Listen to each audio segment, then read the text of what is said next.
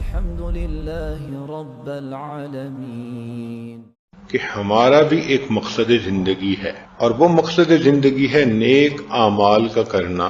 اگر ہم نیک اعمال کرتے رہیں گے اللہ رب العزت کی نظر میں ہماری عزت رہے گی، اور اگر وہ پورا کرنا چھوڑ دیں گے تو اللہ تعالیٰ کی نظر سے گر جائیں گے۔ اور جب کوئی چیز بے قیمت ہو جاتی ہے پھر اس کے ساتھ جو مرضی ہوتا پھرے انسان کو پرواہ نہیں ہوتی۔ آپ دیکھیں مکھی اور مچھر کی کوئی قیمت نہیں، اگر کہیں سپرے کر کے لاکھوں مچھر مار دیے جائیں تو کبھی اخبار میں خبر ہی نہیں آتی کہ جی فلاں جگہ پر 10 لاکھ مچھر مر گئے۔ روڈ ایکسیڈنٹ میں 2 بندے مر جائیں تو اخبار میں بڑی خبر لگی ہوتی ہے، کیوں؟ ان کی قیمت ہے۔ اور لاکھوں مچھر مر جائیں تو پرواہ ہی نہیں۔ جب انسان بھی مقصد زندگی کو پورا کرنا چھوڑ دیتا ہے یہ اللہ کی نظر میں مکھی اور مچھر کے برابر ہو جاتا۔ پھر اس کو لوگ ذلیل کریں تو اللہ کو پرواہ نہیں، پھر اس کو تکلیف پہنچائیں پرواہ نہیں۔ اب جس عورت نے نہ نماز پڑھی نہ تلاوت کی، اپنے رب کو بھلا دیا، وہ ہر وقت بے پردگی کے کاموں میں لگی ہے، فیشن میں لگی ہے، گناہوں میں لگی ہے، غیر محرم مردوں میں پھنسی ہوئی ہے، تو وہ تو مقصد زندگی کو بھول گئی۔ اب وہ دنیا میں جتنا مرضی ذلیل و خوار ہوتی پھرے اللہ کو پرواہ نہیں۔ اس لیے کتنی عورتیں ایسی ہیں جو یہی شکوے کرتی ہیں خامن نے تنگ کر رکھا ہے، ساس نے تنگ کر رکھا ہے، فلاں نے تنگ کر رکھا ہے۔ بھائی جب ہم مقصد زندگی کو پورا نہیں کریں گے تو اللہ تعالیٰ کی نظر میں بے قیمت بن جائیں گے۔ اب سوچنے کی بات تو یہ ہے کہ ہم کتنا مقصد کو پورا کر رہے ہیں اور ہماری کیا قیمت ہے اللہ تعالیٰ کی نظر میں۔ تو مقصد زندگی کھانا پینا نہیں، کھانا پینا تو ضرورت ہے۔ اور یہ ذہن میں رکھیں کہ جب ضرورت مقصد سے ٹکرائے تو ضرورت کو چھوڑتے ہیں، مقصد کو نہیں چھوڑا کرتے۔ اس کی مثال آپ یوں لیں کہ ایک آدمی کا بزنس ہے اور رمضان شریف میں اس کا بزنس ذرا تیز ہو جاتا ہے، کسٹمر زیادہ آتے ہیں، تو ہم نے دیکھا کہ ایسا بندہ دوپہر کا کھانا چھوڑ دیتا ہے، اسی طرح شام کو کھانا واپس آ جاتا ہے، تو بیوی پوچھتی ہے کہ آپ نے دوپہر کو کھانا کیوں نہیں کھایا؟ کہے گا اتنے کسٹمر تھے مجھے فرصت ہی نہیں ملی۔ ہم نے دیکھا کہ جن لوگوں کے ایسے سیزنل کام ہوتے ہیں سارا دن وہ اپنے کسٹمر کو سامان بیچتے ہیں اور جب رات آتی ہے تو سوتے نہیں ہیں، اس وقت وہ سامان منگواتے ہیں اور رات کو سامان کی سیٹنگ کر رہے ہوتے ہیں، نہ دن میں سو رہے ہیں نہ رات میں سو رہے ہیں۔ پوچھو بھائی سوتے کیوں نہیں؟ کہ جی ایک رمضان کا ہی تو مہینہ ہے، کوئی بات نہیں، اس کے بعد نیندیں پوری کر لیں گے۔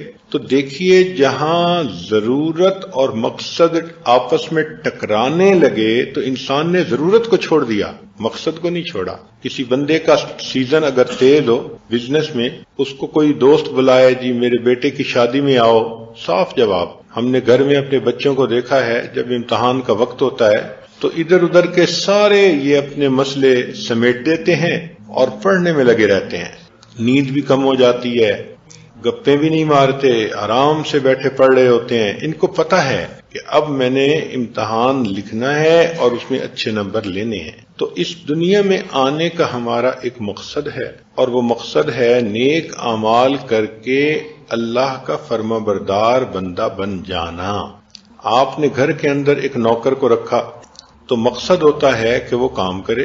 اب اگر وہ کام ہی نہیں کرتا، نہ وقت پہ آتا ہے اور وقت سے پہلے چلا بھی جاتا ہے اور بغیر بتائے چھٹیاں کر لیتا ہے اور کام بتاؤ تو کام ہوا نہیں ہوتا، تو آپ کبھی اس کو تنخواہ نہیں دیں گی اور کہیں نہیں رکھیں گی۔ 2-4 دن اس کو دیکھیں گی، سمجھائیں گی، پھر اس کی چھٹی۔ تو سوچئے نا کہ ہم 1 مہینہ کام کے بغیر کسی بندے کو پیمنٹ دینے کے لیے تیار نہیں ہوتے۔ پروردگار عالم نے تو ہمیں پوری زندگی دی کہ میرے بندو میری بندگی کرو۔ ہم بھول جاتے ہیں، ہمیں فرصت نہیں ہوتی دنیا کے کاموں سے، اور اللہ رب العزت پھر ہمیں نیکی کی طرف متوجہ کرنے کے لیے حالات بھیجتے ہیں۔ ان کا مقصد یہ ہوتا ہے کہ میرا یہ بندہ سنبھل جائے اور موت سے پہلے نیک اعمال کو کر لے۔ ایک اور انداز سے یہ بات سمجھیے کہ دنیا کے ہر ملک کی ایک کرنسی ہوتی ہے۔ انسان جس ملک میں رہتا ہو اگر وہاں کی کرنسی اس کے پاس بہت زیادہ ہو تو اس کی زندگی پرسہولت ہو جاتی ہے۔ مال پیسہ خوب ہے تو وہ اچھا مکان خرید لے گا، نئی گاڑی بک کروا لے گا، اچھے کپڑے پہنے گا، بیوی جیولری اچھی پہنے گی، اچھے کھانے پکیں گے، جو بھی اس کی ضرورت ہے آسانی سے پوری ہو جائے گی۔ یہ سب کس لیے کہ اس کے پاس مال زیادہ ہے۔ اس لیے آج کے اس مادہ پرست دور میں جو عورت زیادہ حسن والی ہو اس کو خوش قسمت سمجھتے ہیں، جو مرد زیادہ مال والا ہو وہ خوش قسمت سمجھا جاتا ہے۔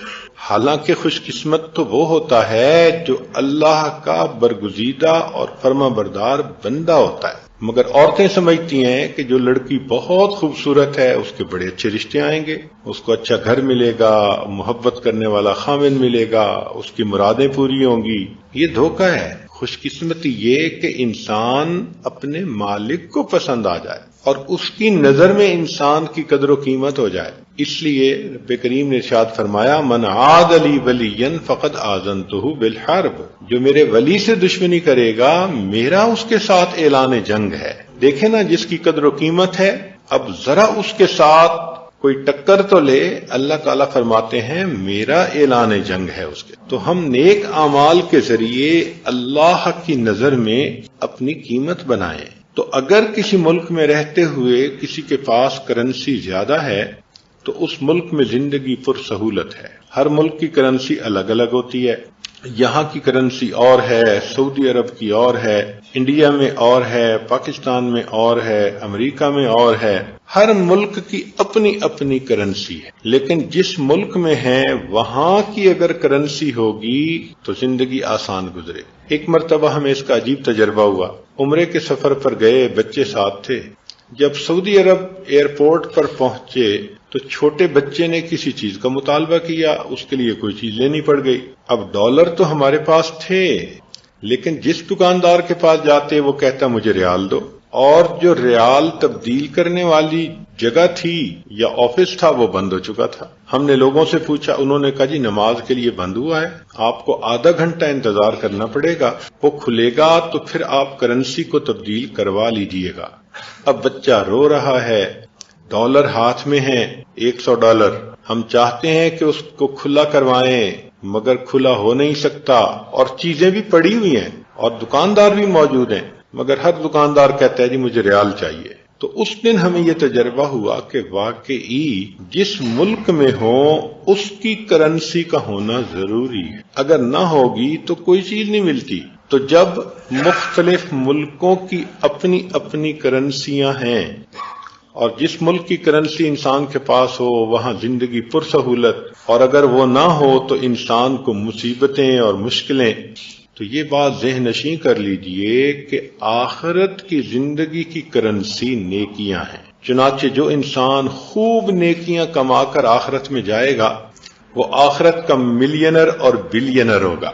اس کے لیے قبر میں بھی جنت کا باغ، اس کے لیے قیامت کے دن بھی عرش کا سایہ، پل صراط بھی تیزی کے ساتھ پار، اور جنت کے بھی سارے دروازے کھولیں گے، جس دروازے سے چاہے وہ اندر داخل ہو جائے۔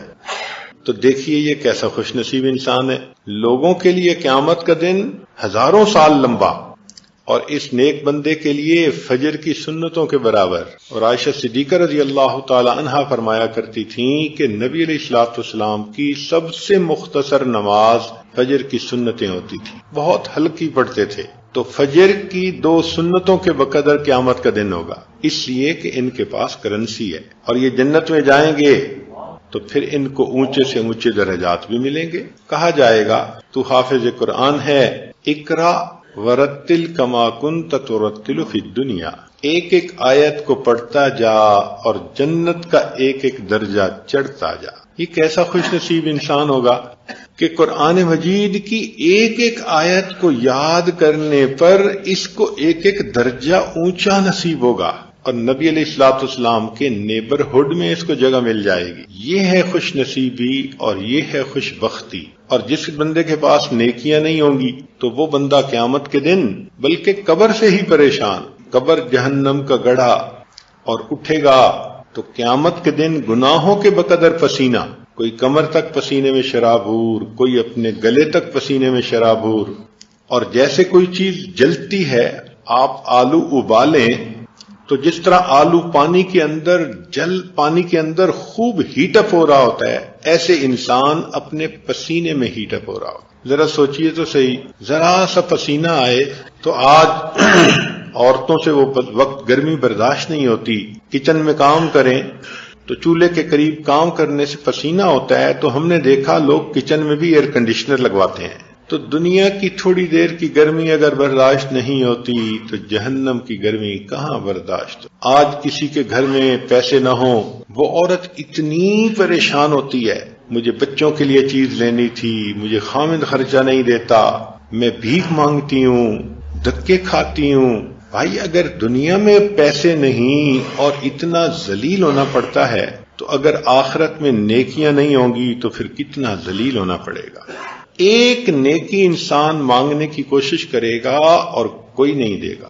یوم یفر المرء من اخیہ وامہ وابیہ وصاحبتہ وبنیہ، ایک بندے کے پاس ایک نیکی کم ہوگی، وہ بھائی سے مانگے گا، بیوی سے مانگے گا، ماں سے مانگے گا، ماں اس کو ایک نیکی نہیں دے گی۔ اللہ رب العزت کا قرآن گواہی دے رہا ہے، وہ کہے گا اماں میں آپ کا بیٹا ہوں، اتنی محبت کہ آپ دعوے کرتی تھیں اور دھوپ میں مجھے کھڑا ہوتا دیکھ نہیں سکتی تھیں، اماں مجھے ایک نیکی کی ضرورت ہے، مگر اس دن کی ہیبت اتنی ہوگی کہ ماں اپنے بیٹے کو ایک نیکی دینے سے انکار کر دے گی۔ وہ خامن جو اتنی محبتوں کا اظہار کرتا تھا، قربان ہوتا تھا، خرچ کرتا تھا، کہتا تھا اشارہ تو کرو، لب تو ہلاؤ، جو اس طرح مرادیں پوری کرتا تھا، قیامت کے دن بیوی ایک نیکی مانگے گی، خامد ایک نیکی نہیں دے گا۔ تو جب اپنے بھی بیگانے بن جائیں گے اور کوئی کسی کے کام نہیں آئے گا تو آج انسان ان کی خاطر کیوں برے اعمال کرتا ہے اور نیک اعمال کو چھوڑتا ہے۔ آپ غور کریں، چھوٹی چھوٹی باتوں پہ ہم نماز چھوڑ دیتے ہیں۔ وہ جی مہمان آ گئے تھے، میں مصروف ہو گئی تھی، وہ جی بس مجھے یاد نہیں رہا، نماز کا وقت نکل گیا۔ یہ کوئی باتیں ہیں؟ جب مقصد زندگی ہے اللہ کی عبادت کرنا تو مقصد کو ہم کیوں نہیں پورا کر رہے؟ ہے تو عورتوں والی بات، لیکن اگر کوئی عورت شادی ہونے کے بعد خامند کی خدمت نہیں کرتی، بیمار ہے جس وجہ سے خامند کی ضرورت کو پورا نہیں کر سکتی، تو وہ خامند کب تک اسے رکھے گا؟ یقینی بات ہے طلاق ہو کے گھر جائے گی۔ تو ہمارا بھی زندگی کا ایک مقصد ہے، پورا کریں گے تو اللہ رب العزت کی نظر میں ہماری قیمت ہوگی، اس مقصد کو پورا ہمیں ہر وقت کرنا ہے۔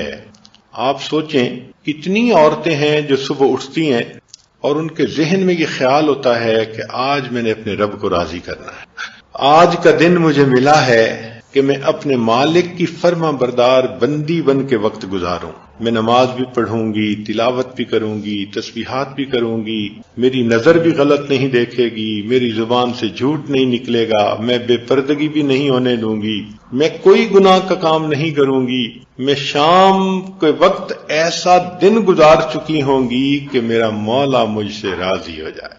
یہ تمنائیں آج دلوں سے نکلتی چلی جا رہی ہیں۔ بس ایک روٹین کی زندگی ہے۔ عورت سمجھتی ہے مجھے صبح اٹھنا ہے تو ناشتہ بنوانا ہے، خامند کو بھیجنا ہے، بچوں کو بھیجنا ہے۔ بھائی یہ ضروریات زندگی ہیں۔ پھر مجھے اپنے کپڑے جو ہے دھلوانے ہیں، پریس کروانے ہیں، اور پھر اس کے بعد مجھے فلاں کام کرنا ہے، فلاں کام، اور اس طرح دن گزر جاتا ہے۔ At the end of the day اگر بیٹھ کر سوچیں تو سارا دن دنیا کے کاموں میں گزر گیا۔ تو انسان نے اپنی آخرت کے لیے کیا کیا؟ آج کسی عورت کو کہیں کہ تمہارا گھر ہمیں لے کے دیتے ہیں ایک ایسی جگہ جہاں ویرانہ ہے، بجلی بھی نہیں، رات کو اندھیرا ہوتا ہے، اور رات کو وہاں پر چور ڈاکو بہت شور کرتے ہیں اور ڈاکہ بھی مارتے ہیں، گھر میں بھی گھس آتے ہیں، اور کوئی نیبر نہیں، کچھ نہیں، اکیلے ہیں، ضروریات زندگی بھی نہیں، تو عورت کہے گی کہ میں مر جاؤں گی، میں اس جگہ گھر نہیں لوں گی۔ تو اگر اس عورت کو بتایا جائے کہ آخرت میں تمہاری بے عملیوں کی وجہ سے تمہارا گھر جہنم میں بنے گا، جہاں روشنی نہیں ہوگی، جہاں پر فرشتے لمبے لمبے دانت ہوں گے اور ناخن ہوں گے، کالا رنگ ہوگا، اور وہ آئیں گے اور تمہیں دیکھیں گے، گردن سے پکڑیں گے، اور چھڑانے والا بھی پاس کوئی نہیں ہوگا، تو عورت کو کیوں سمجھ نہیں آتی کہ وہاں پر میں کیسے زندگی گزار سکوں گی؟ اب تو گھبرا کے یہ کہتے ہیں کہ مر جائیں گے، مر کے بھی چین نہ پایا تو کدھر جائیں گے۔ آج وقت ہے سوچنے کا کہ ہم اپنی زندگی اللہ رب العزت کے حکم کے مطابق گزار رہے ہیں یا من مرضی سے گزار رہے ہیں۔ آج ہم جتنی نیکی کرنا چاہیں کر سکتے ہیں۔ ایک مرتبہ سبحان اللہ پڑھنے پر جنت میں اتنا بڑا درخت لگ جاتا ہے کہ عربی نسل کا گھوڑا 70 سال تک دوڑتا رہے تو اس کا سایہ ختم نہ ہو۔ اور ایک مرتبہ سبحان اللہ پڑھنا کتنا آسان ہے۔ حدیث مبارکہ میں ہے جو آدمی نماز پڑھتا ہے، تلاوت کرتا ہے، نیکی کرتا ہے تو جنت میں اس کا گھر بنتا رہتا ہے۔ پھر ایک وقت آتا ہے کہ فرشتے اس کا گھر بنانا روک دیتے ہیں، تو دوسرے فرشتے پوچھتے ہیں بھئی گھر بنانا کیوں روک دیا؟ تو وہ کہتے ہیں کہ جی پیچھے سے میٹیریل آنا بند ہو گیا۔ تو جب انسان نیکی کرنا ختم کر دیتا ہے تو گھر کا میٹیریل بھی ختم ہو جاتا ہے۔ اب خوش نصیب تو وہی عورت ہے نا جو دنیا میں رہتے ہوئے آخرت میں بہترین گھر بنوا لے، جو اللہ رب العزت کی نظر میں اپنا مقام پیدا کر لے۔ ہم اگر سوچیں تو ہماری زندگی کا ایک ایک لمحہ قیمتی ہے، ایک ایک منٹ قیمتی ہے۔ اس لیے مشائخ نے فرمایا الوقت من ذهب و فضہ، کہ یہ وقت سونا اور چاندی ہے۔ الوقت هو الحیات، وقت کا نام ہی زندگی ہے، اور ہم اپنی زندگی کا وقت کتنا بیکار چیزوں میں ضائع کرتے رہتے ہیں، بیکار باتوں میں وقت ضائع کر دیتے ہیں۔ اکابر ایک ایک لمحے کا خیال کیا کرتے تھے اور اپنے وقت کو ضائع نہیں ہونے دیتے تھے، بلکہ اپنے وقت کو نیکی میں خرچ کرتے تھے۔ نبی علیہ الصلوۃ والسلام نے ارشاد فرمایا 2 نعمتیں ہیں جن میں انسان اکثر دھوکہ کھا لیتے ہیں، الصحہ والفراغ، صحت اور فرصت۔ صحت ہوتی ہے تو اس کی بھی قدر نہیں کرتے، اور اگر فرصت ہوتی ہے تو اس کی بھی قدر نہیں کرتے۔ صحت ہوتی ہے تو پھر نیک اعمال میں آگے نہیں بڑھتے۔ ہم نے ایک آدمی کو دیکھا کہ مسجد میں بیٹھا رو رہا ہے، پوچھا کیا ہوا؟ کہنے لگا کہ جب جوانی تھی تو مسجد کا دھیان نہیں تھا، اب ریٹائرمنٹ کے بعد مسجد میں آنا شروع ہوا تو آنکھوں پہ موتیا بند آ گیا، جس وجہ سے اب بینائی چلی گئی۔ میں چاہوں بھی صحیح میں قرآن نہیں پڑھ سکتا، رو اس لیے رہا ہوں کہ کاش میں نے کچھ چھوٹی چھوٹی صورتیں یاد کی ہوتی تو آج ویسے زبانی ہی بیٹھ کے اللہ کا قرآن پڑھ لیتا۔ اب میں دیکھ کے پڑھ نہیں سکتا، اللہ نے نعمت چھین لی۔ تو انسان نعمت کی موجودگی میں نعمت کی قدر کرے، اور جتنا زیادہ سے زیادہ نیکیاں کر سکتا ہے اتنا نیکی کر لے۔ دوڑ دوڑ کے نیکی کرے، بھاگ بھاگ کے نیکی کرے۔ نیکی کر کر کے تھکے اور تھک تھک کے پھر نیکی کرے۔ اس لیے ایسا بندہ جو تھکاوٹ کے باوجود بھی نیک کام کر رہا ہو اللہ کو بڑا پسندیدہ۔ حدیث مبارکہ میں ہے کہ ایک نوجوان قافلے کے ساتھ جا رہا تھا اور سب تھکے ہوئے تھے، اور وہ رات کے آخری پہر میں کسی منزل پر پہنچے تو سارے قافلے والے سو گئے۔ اس نے وضو کیا اور یہ تہجد پڑھنے کے لیے کھڑا ہو گیا۔ تو حدیث پاک میں ہے کہ اللہ رب العزت دوسرے فرشتوں کو دکھاتے ہیں اور اس نوجوان پہ خوش ہوتے ہیں کہ دیکھو یہ بھی تو تھکا ہوا تھا مگر میری محبت نے اس کو مصلی پر کھڑا کر دیا۔ تو اللہ تعالیٰ خوش ہوتے ہیں کہ انسان تھکاوٹ کے باوجود نیک عمل کر رہا ہو اور شوق ہو نیک عمل کرنے کا۔ یہ اللہ تعالیٰ کی نعمت ہوتی ہے کہ کسی بندے کو نیکی کا شوق ہو، میں اتنا قرآن مجید پڑھ لوں، میں اتنی تسبیحات پڑھ لوں، میں اس سنت پہ بھی عمل کر لوں، میں اس سنت پہ بھی عمل کر لوں۔ ہر وقت کی یہ سوچ ہو اور انسان اپنے وقت کو کارآمد بنانے کے اندر لگا رہے۔